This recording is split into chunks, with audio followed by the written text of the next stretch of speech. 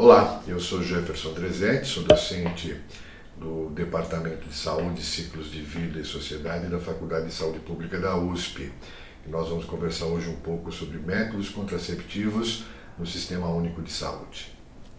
Essa é uma excelente pergunta, né? Se existe uma idade mínima para que a gente possa recorrer aos métodos contraceptivos, seja dentro do Sistema Único de Saúde, ou seja fora dele, né? Dentro do mundo da assistência privada à saúde, vamos dizer assim.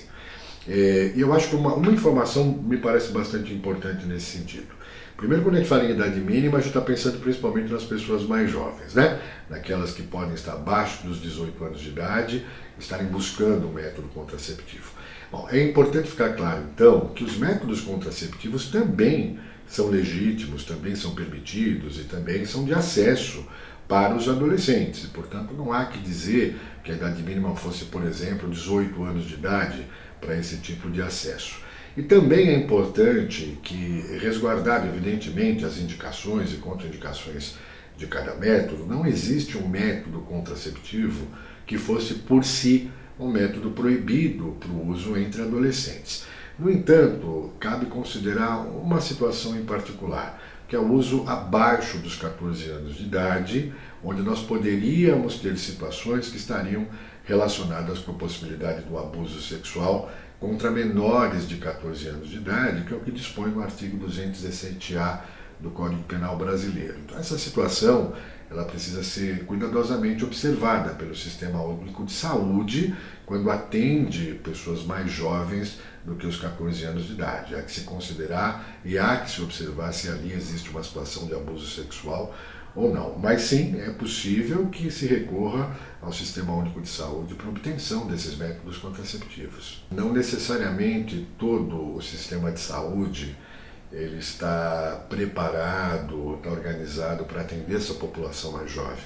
Então, às vezes é possível que os adolescentes vão encontrar ou venham encontrar uma série de barreiras, uma série de dificuldades dentro do próprio sistema para obter um apoio, uma orientação, né, e acesso aos contraceptivos de maneira correta, né? Cabe também, então, considerar que existem serviços apropriados para os adolescentes, caso eles tenham dificuldade nesse sentido. O Estado de São Paulo tem especificamente unidades para tratar desse tipo de aspecto com os adolescentes.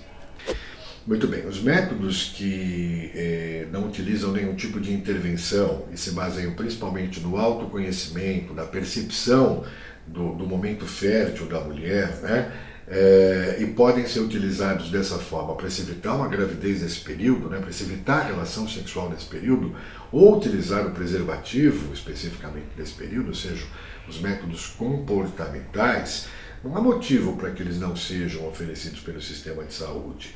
Eles não são um método que geram um custo, que geram uma compra, que necessitam, enfim, de algum insumo, de algum instrumento que gerasse qualquer tipo de custo, seja para a administração pública, ou seja para o sistema público de saúde. Na verdade, o que esses métodos exigem é que existam profissionais de saúde bem treinados, bem preparados e principalmente bem motivados para ajudar as pessoas a trabalharem com esses métodos. E isso é uma coisa mais trabalhosa. É muito mais trabalhoso, por exemplo, que prescrever uma pílula anticoncepcional, né? Um anticoncepcional hormonal combinado. É muito mais complexo, depende de percepção, depende de ajudar as pessoas a conhecerem o seu próprio ciclo, né? De conhecerem esses sinais. Isso exige tempo, isso exige motivação dos profissionais e, claro, motivação também de quem busca esse tipo de método. Então não há por que dizer que o Sistema Único de Saúde não pudesse oferecer, porque na verdade ele precisa ter um grupo de profissionais, e aí a gente não pode limitar esse conhecimento, essa atitude, esse ato apenas ao médico, mas um grupo de pessoas, e principalmente com a incorporação do pessoal da enfermagem, para poder trabalhar com as mulheres nesse sentido. E não só com as mulheres, porque quando a gente pensa nesses métodos de comportamento, né, a gente tem que considerar que os homens vão estar muito mais envolvidos nesse método, porque depende também deles a restrição da atividade sexual nesse período ou o uso de preservativo nesse período. Então, trabalhar isoladamente com as mulheres pode não ser exatamente uma boa estratégia, na medida que esses métodos são muito mais relacionais, né? As pessoas têm que se relacionar com esse método, ele tem que ser incluído nesse relacionamento das pessoas. Mas eu gostaria muito, muito mesmo, que o Sistema Único de Saúde voltasse a dar ênfase a esses métodos. Eles são métodos muito buscados por algumas mulheres que não desejam fazer uso de métodos hormonais, que não desejam métodos intervencionistas, mulheres que têm um comportamento que se alinha mais com a condição mais natural, né, de fazer a contracepção, e é importante que o Sistema Único de Saúde possa oferecer isso às pessoas. Mas eu repito, isso não é algo que seja comprado em algum lugar para ser oferecido às pessoas, é algo que o sistema de saúde tem que preparar os seus profissionais e tem que encontrar uma estratégia, tanto para oferecer como dar resposta para as mulheres que procuram por esse tipo de método. Um método que é muito interessante, que vale a pena uma reflexão por parte de todos nós, é o DIU, né, um dispositivo intrauterino, que vale lembrar que nós temos basicamente dois tipos de DIU.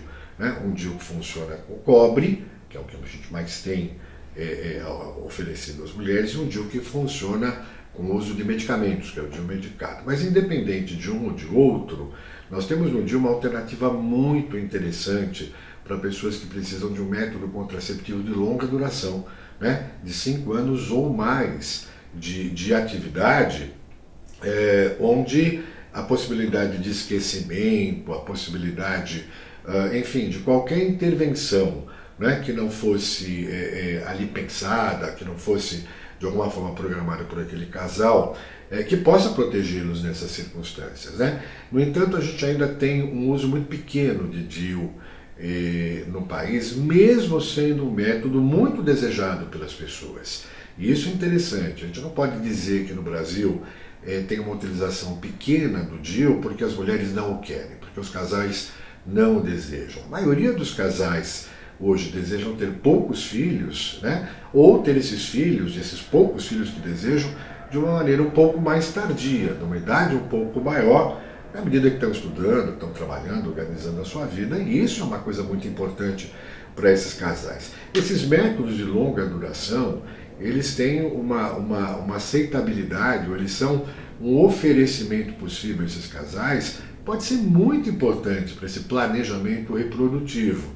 E, no entanto, as pessoas ainda têm um acesso muito pequeno, né? Na prática, a prevalência de uso do dispositivo intrauterino no Brasil ainda é muito pequena, muito aquém de outros países, inclusive de países latino-americanos, né?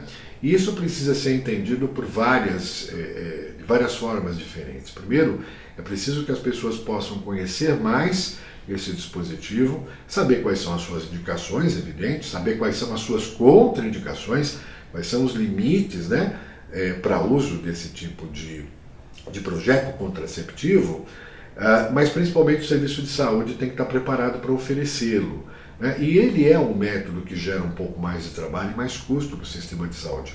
Não porque o DIU propriamente seja um insumo muito caro, ele é relativamente barato. O mais caro, na verdade, é o DIU medicado. Esse é um valor significativamente maior. Mas o DIU de cobre, né, que obedece o mesmo princípio, o mesmo método de inserção, ele depende muito de um ato médico.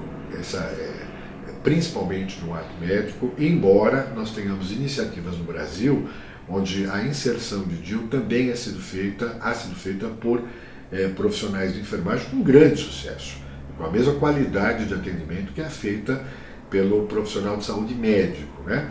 Mas, na verdade, esse acesso ainda é muito pequeno, né? Os serviços de saúde não estão necessariamente bem organizados para colocar esse método em disposição, fazer a sua inserção, que isso demanda de um tempo, demanda de uma pequena intervenção, embora ambulatorial uma pequena intervenção, isso acaba limitando muito o seu uso. E existe ainda alguns mitos a respeito desse tipo de método que precisam ser completamente esquecidos, completamente abandonados, né? Como ainda se ouve dizer que o DIU de cobre possa produzir câncer de útero, que é algo absolutamente não verdadeiro, né? Ou que seja um método abortivo, o que definitivamente não é verdadeiro, né? E claro, os casais que buscam esse tipo de método não querem passar por esse tipo de situação. Então, a questão do DIU ainda precisa ser repensada no Brasil. Ele é um método muito eficiente, ele é um método muito adequado para uma série de casais que precisam de uma contracepção de longa duração, mas ele ainda é pouco acessível e ele ainda é pouco prevalente dentro da população brasileira.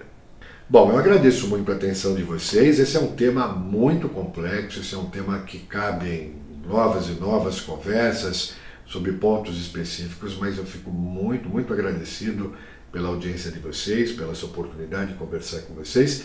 Se vocês gostaram, por favor, cliquem aí no botãozinho certo, se gostarem ou não. Se tiverem uma crítica, uma sugestão, se quiserem corrigir, se quiserem acrescentar, por favor, fiquem à vontade. Sempre é um prazer muito grande escutar todos vocês. Muito obrigado.